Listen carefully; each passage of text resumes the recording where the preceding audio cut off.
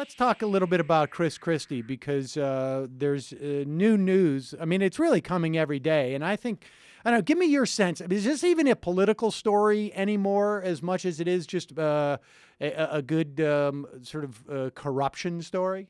Well, of course. I mean, it's a political story in that he's still, I mean, I hate to say it, but he's still the best candidate they have to put up against Hillary Clinton. If you look at the rest of them, but so it's still a political story. I'm just because I went back and looked a little bit at T. Harry Williams' wonderful biography of Huey Long.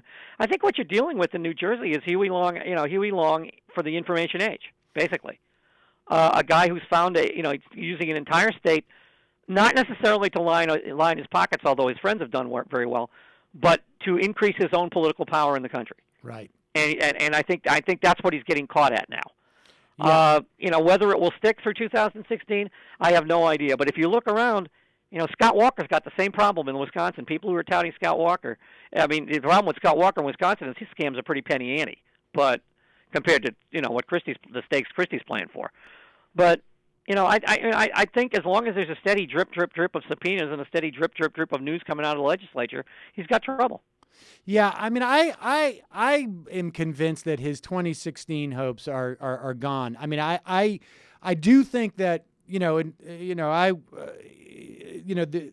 there's always been I grew up in Worcester, and my dad is a fairly left-leaning guy, but there's a quality about Chris Christie that appeals to even guys like my dad, who are, and I don't know if that's sort of a Massachusetts to New Jersey thing, but there's something about those two states that are similar in some ways. I don't think Massachusetts. I didn't know you were a son of the heart of the Commonwealth. Oh yeah. Oh yes. So am I.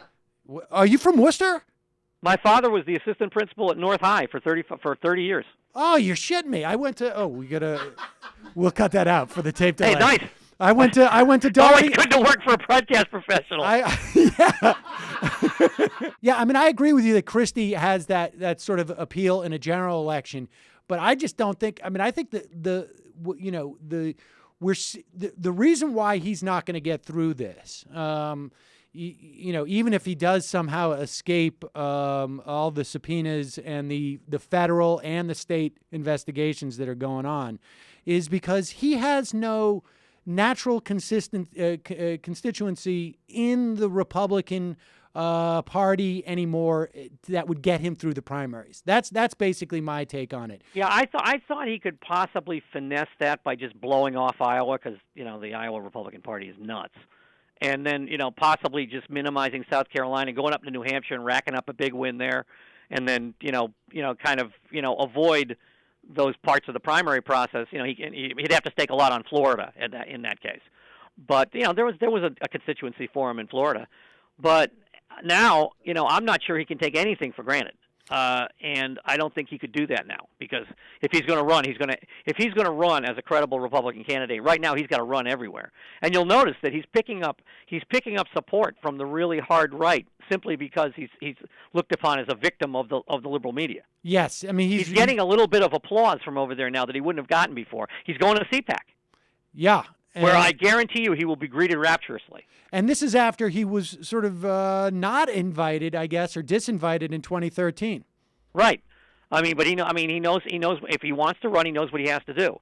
So I don't think that path of blowing off Iowa and winning New Hampshire and making your case in Florida and then going to Michigan and Pennsylvania and places where you might sell a little bit better, I don't think that's open to him anymore. He's got to romance the people who didn't like him in the first place. Right. And I think he can only do that by still slamming, I guess, the New York Times and MSNBC. Yeah. I don't know. And I don't know that that's a winning strategy, but that's what he's got left. Yeah.